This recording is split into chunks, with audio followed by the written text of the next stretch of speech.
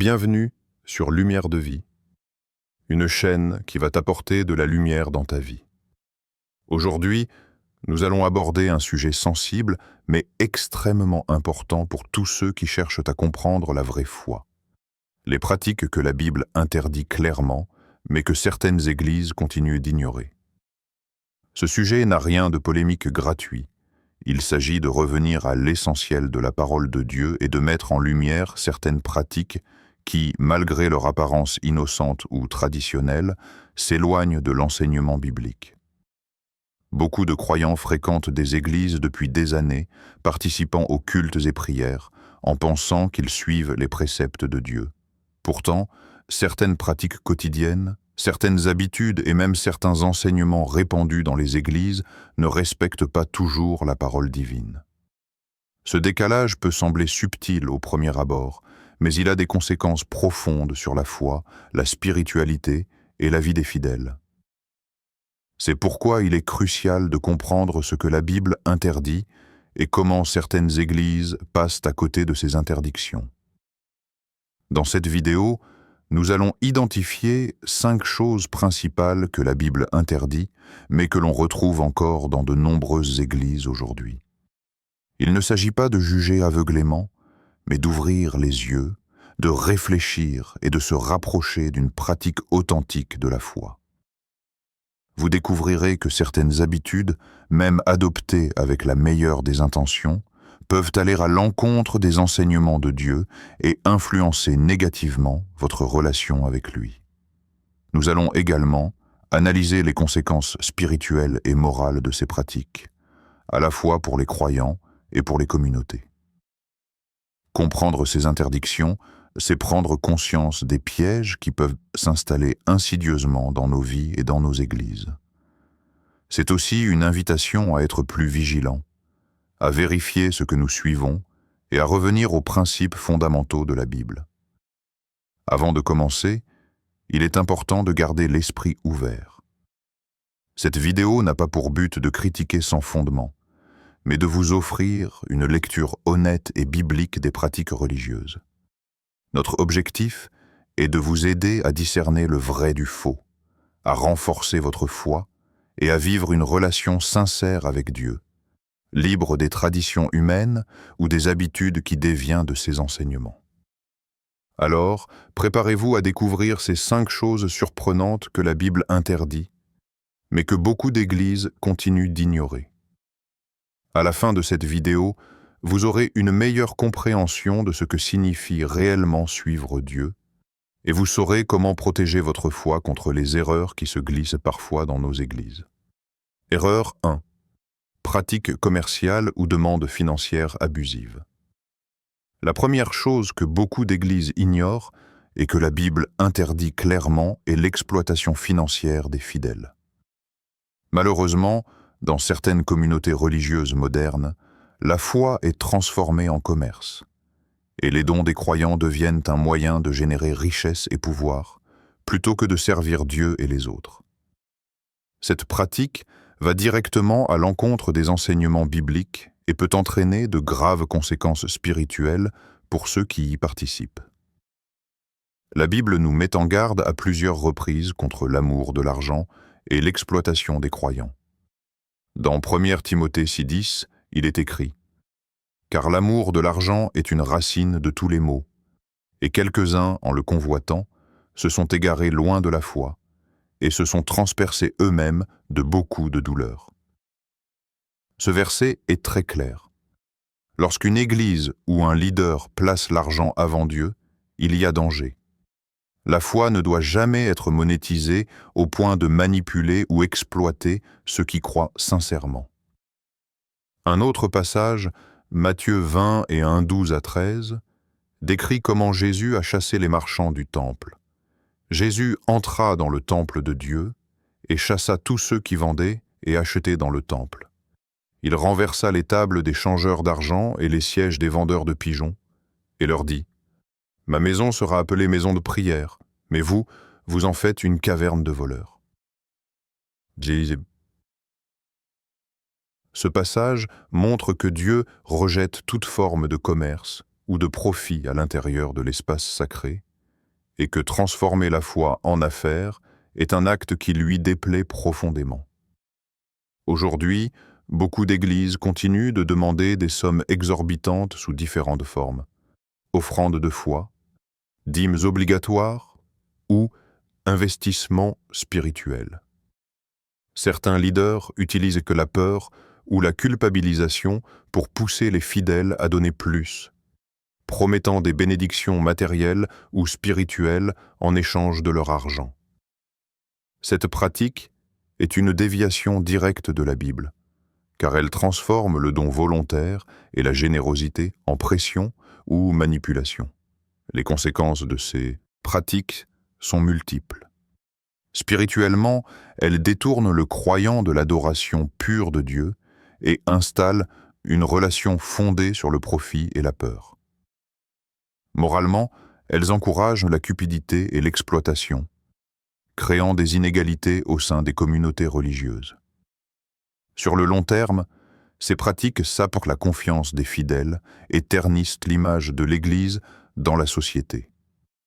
Il est donc essentiel pour chaque croyant de distinguer le vrai enseignement de la Bible des pratiques humaines motivées par l'argent. La foi authentique n'a pas besoin d'être vendue ou achetée. Les dons doivent rester volontaires, sincères et modestes, sans aucune manipulation ou promesse de retour matériel. Les leaders religieux doivent se rappeler que leur rôle est de guider et de servir, non de s'enrichir aux dépens de la foi des autres. En résumé, la première erreur que beaucoup d'églises commettent est de transformer la foi en commerce, ce qui est strictement interdit par la Bible. Les passages sacrés nous rappellent que l'amour de Dieu doit primer sur tout et que l'argent ne doit jamais devenir un instrument de manipulation spirituelle. Reconnaître cette erreur, c'est protéger sa foi, rester vigilante et s'assurer que sa relation avec Dieu reste pure, sincère et libre de toute exploitation. Erreur 2. Idolâtrie cachée ou vénération excessive des leaders. La deuxième erreur que beaucoup d'églises commettent et que la Bible interdit clairement est l'idolâtrie déguisée, souvent sous la forme d'une vénération excessive des leaders ou de certains symboles religieux. L'idolâtrie n'est pas toujours visible sous la forme classique d'un culte rendu à une statue ou à un objet. Dans le contexte moderne, elle peut se manifester subtilement par la mise sur un piédestal des pasteurs, prophètes ou leaders religieux, au point de leur accorder un pouvoir ou une autorité qui devrait appartenir uniquement à Dieu. Dans Exode 20, versets 3 à 5, Dieu déclare « Tu n'auras pas d'autre Dieu devant moi. Tu ne te feras point d'image taillée, ni de représentation quelconque de ce qui est dans les cieux, sur la terre ou dans les eaux. Tu ne te prosterneras point devant elles, et tu ne les serviras point. » Ce commandement est clair. Dieu interdit toute forme de culte rendue à autre chose qu'à lui. Pourtant, lorsque des leaders religieux sont adulés comme des figures parfaites, leur parole est considérée comme incontestable, et leur image ou influence prend une place centrale dans la vie des fidèles. Nous nous éloignons alors du véritable culte de Dieu. Un autre passage pertinent est Matthieu 23, 8 à 12. Où Jésus met en garde contre la recherche de position et de reconnaissance. Mais vous, ne soyez pas appelés rabbi, car un seul est votre maître, et vous êtes tous frères. Ici, il est question de rappeler que tout leader spirituel est un serviteur de Dieu, et non un objet de vénération. Dans certaines églises modernes, cette leçon est oubliée. Les pasteurs et prophètes peuvent devenir des figures idolâtriques, leur image étant affichée partout, leurs paroles considérées comme infaillibles, et les fidèles s'inclinant devant eux plus qu'ils ne s'inclinent devant Dieu. Cette pratique peut sembler anodine ou même positive au premier abord. Après tout, respecter et honorer un leader spirituel est normal. Le danger survient lorsque ce respect se transforme en culte, en dépendance ou en soumission totale à la volonté humaine plutôt qu'à la volonté divine. Le croyant peut alors être influencé dans ses décisions personnelles, sa foi et sa vision de Dieu par un homme ou une femme, ce qui constitue une forme d'idolâtrie moderne. Les conséquences de cette vénération excessive sont graves. Spirituellement, elle détourne le croyant de sa relation personnelle avec Dieu. La foi devient centrée sur une personne plutôt que sur le Créateur. Moralement, elle peut mener à des abus de pouvoir, car certains leaders profitent de cette adulation pour imposer des règles, manipuler ou justifier des comportements inappropriés.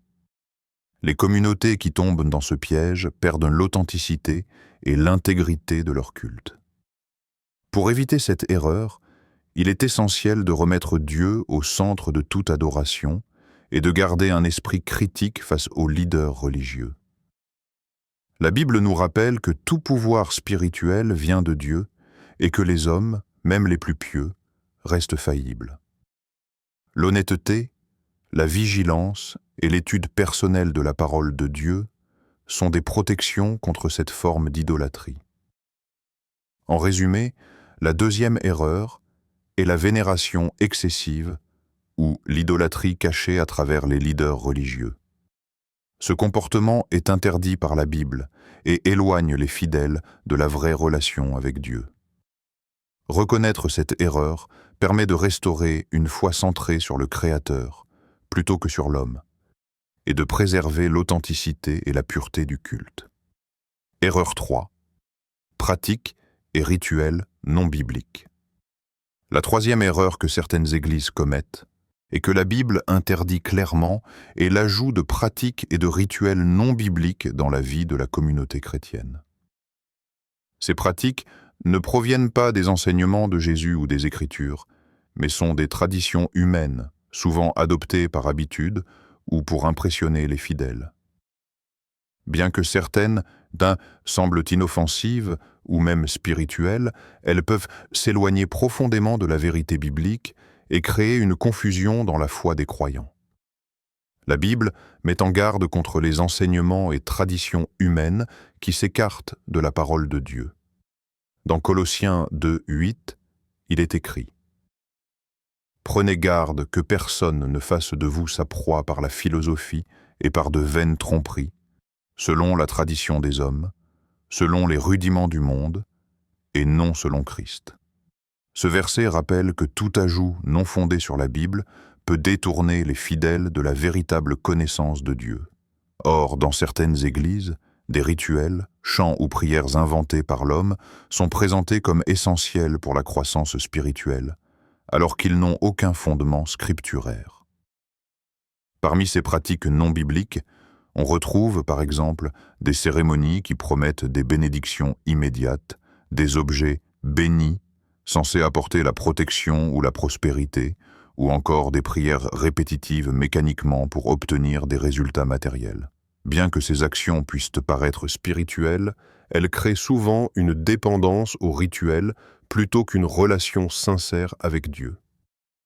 La foi chrétienne authentique ne repose pas sur des objets ou des actes humains, mais sur la confiance et l'obéissance à Dieu. Cette dérive peut avoir plusieurs conséquences sur les fidèles et la communauté. Spirituellement, elle déplace le centre de la foi.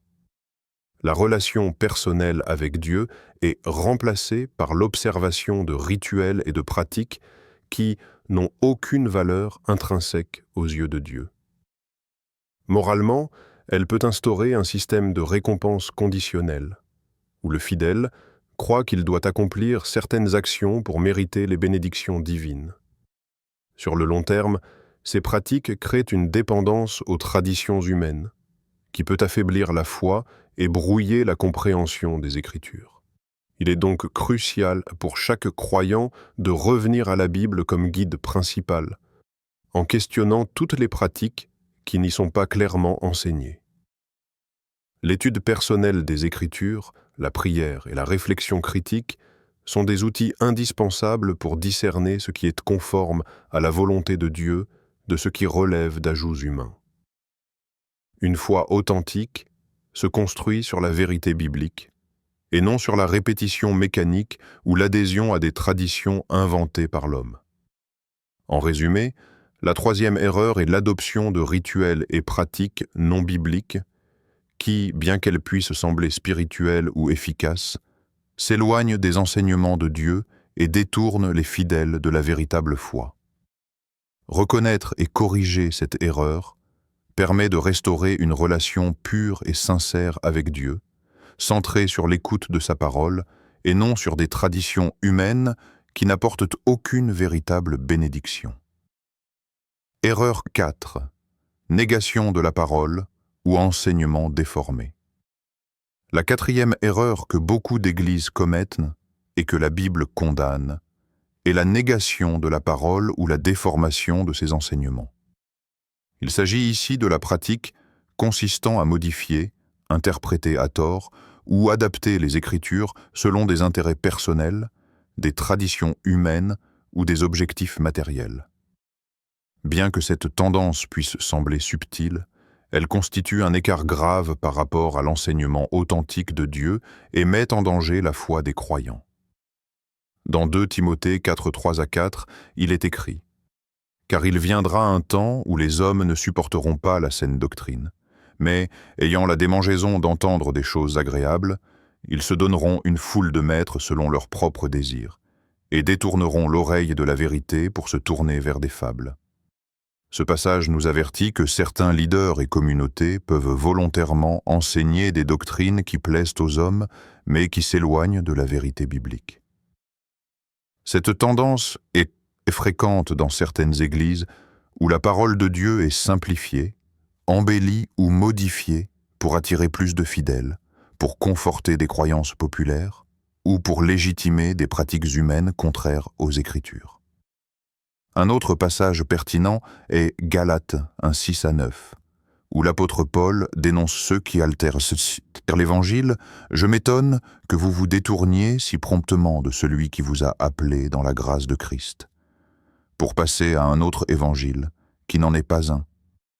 Quelques-uns vous troublent et veulent pervertir l'évangile de Christ. » Paul rappelle ici que la moindre altération de la parole de Dieu est un grave problème, car elle déforme la foi et induit en erreur les fidèles. Pourtant, dans certaines églises modernes, on voit des enseignements qui privilégient la prospérité, le succès matériel ou le confort personnel au détriment de la sanctification, du sacrifice et de la vérité biblique. Cette erreur peut avoir de lourdes conséquences. Spirituellement, elle conduit les croyants à suivre des enseignements qui ne viennent pas de Dieu, créant une foi fragile et manipulable. Les fidèles peuvent à mettre perdre de vue la véritable mission de l'Église, proclamer l'Évangile de Jésus-Christ, enseigner la sanctification et guider chacun vers une vie conforme aux Écritures. Moralement, la déformation de la Bible peut servir à justifier des comportements, des décisions ou des pratiques contraires à la volonté de Dieu. Les leaders eux-mêmes risquent de tomber dans l'orgueil et la manipulation en se plaçant au-dessus de la parole qu'ils devraient transmettre avec intégrité. Pour éviter cette erreur, il est indispensable pour chaque croyant de vérifier les enseignements reçus à la lumière des Écritures. L'étude personnelle de la Bible, l'interprétation guidée par le Saint-Esprit et la prudence face aux doctrines populaires sont essentielles pour discerner la vérité de la déformation. Une foi saine repose sur une compréhension exacte de la parole de Dieu et non sur des interprétations humaines ou des adaptations qui servent des intérêts personnels. En résumé, la quatrième erreur est la négation ou la déformation de la parole de Dieu. Enseigner ou suivre des doctrines qui ne sont pas fidèles à la Bible est strictement interdit et constitue un danger sérieux pour la foi. Reconnaître cette erreur permet aux croyants de se recentrer sur la vérité biblique, de protéger leur foi et de vivre selon les enseignements authentiques de Dieu, libres des manipulations humaines ou des doctrines déformées. Erreur 5. Jugement et hypocrisie parmi les fidèles et les leaders. La cinquième erreur que beaucoup d'églises commettent et que la Bible interdit clairement est le jugement excessif et l'hypocrisie, tant parmi les fidèles que parmi les leaders religieux. Il s'agit ici d'une tendance à condamner ou critiquer les autres tout en ignorant ses propres manquements, ou de présenter une image de piété qui ne reflète pas la véritable relation avec Dieu. Jésus a lui-même dénoncé cette attitude et nous rappelle que l'authenticité de la foi doit primer sur l'apparence extérieure. Dans Matthieu 7, 1-5, Jésus déclare « Ne jugez point, afin que vous ne soyez point jugés. Car on vous jugera du jugement dont vous jugez, et l'on vous mesurera avec la mesure dont vous mesurez. Pourquoi vois-tu la paille dans l'œil de ton frère, et ne remarques-tu pas la poutre dans ton œil à toi ?» Ce passage met en lumière le danger de porter un jugement hypocrite.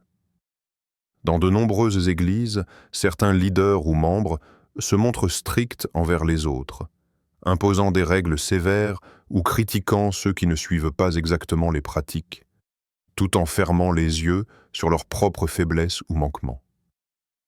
Cette incohérence est une forme d'hypocrisie que la Bible condamne.